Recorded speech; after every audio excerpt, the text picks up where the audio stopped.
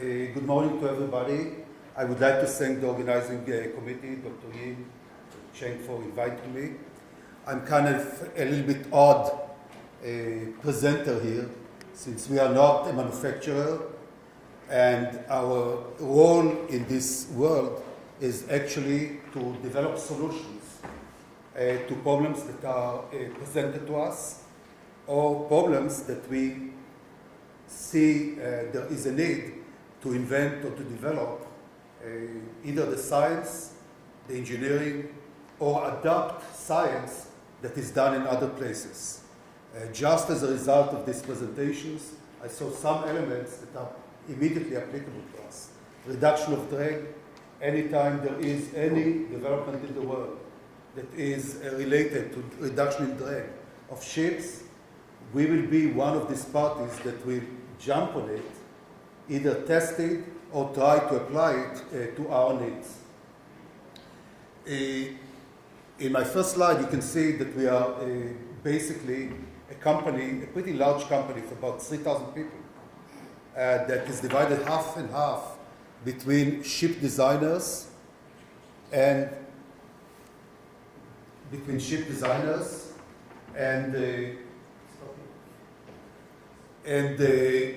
scientists that came from, started their way at the University of Illinois Research Institute. So the presentation will basically jump over both sides of our company and talk about them.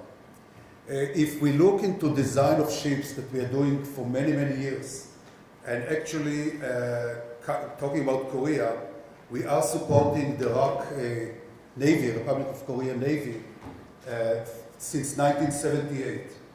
And I believe that every ship in the Korean Navy has we have some part in that ship.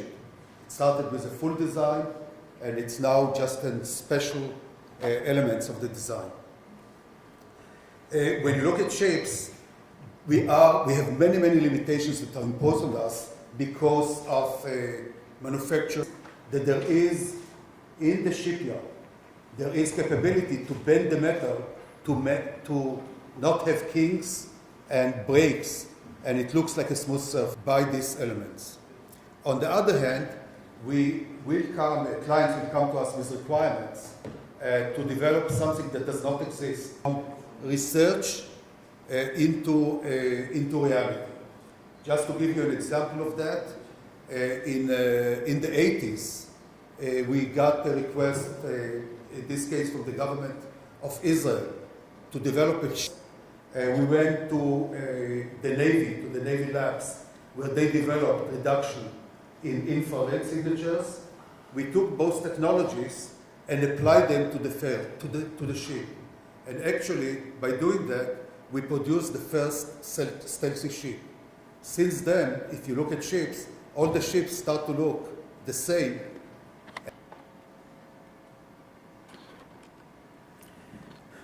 Okay, I'll jump.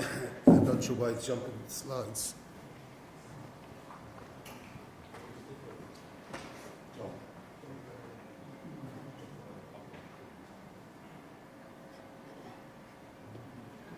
Who manufactured them, get back to the US or get back to somewhere else in the world, and find out who can supply them. And then if something breaks in your Humvee or in your other vehicle, it may take you 3, 4, 5, the Army, the Air Force, and now we are starting to put smaller units into ships. We found 2 videos on the internet that the Army prepared talking about these units. I want to show you. Can you put the voice?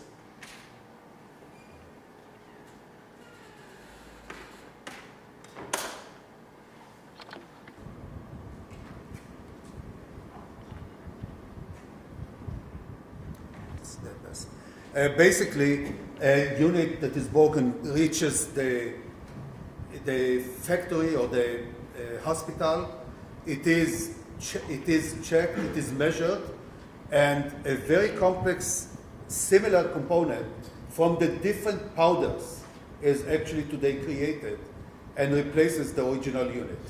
Now this doing repairs, but any idea that comes in the field, a modification of a unit, if you want to raise the foundation for a gun, if you want to change some tool to operate in the vehicle, the request comes to this.